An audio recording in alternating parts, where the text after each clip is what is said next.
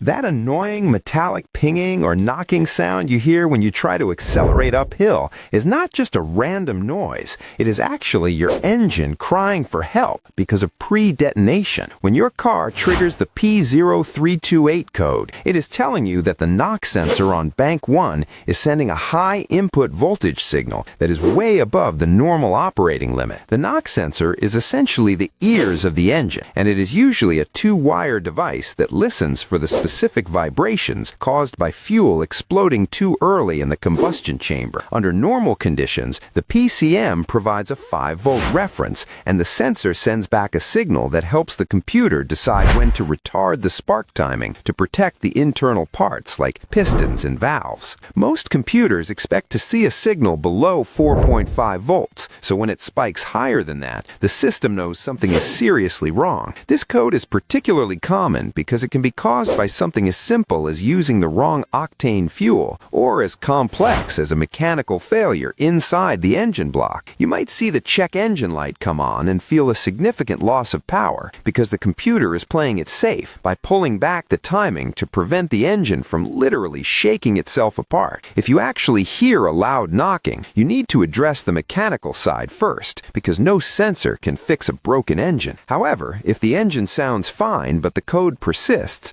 the problem is likely electrical. You should start by checking the wiring and connectors for any signs of damage or shorts to voltage. It is a great idea to use a digital volt-ohm meter to measure the resistance of the knock sensor itself and compare it to what the manufacturer says it should be. If the resistance is out of spec, or if you find the wiring is chafed and touching a hot power wire, that is your smoking gun. Making sure your fuel pressure is correct and that you are using the right gasoline for your specific engine can also go a long way in keeping this sensor happy. By taking the time to test the circuit and the sensor's internal resistance, you can avoid the headache of a sluggish car and keep your engine running quietly and efficiently for a long time to come.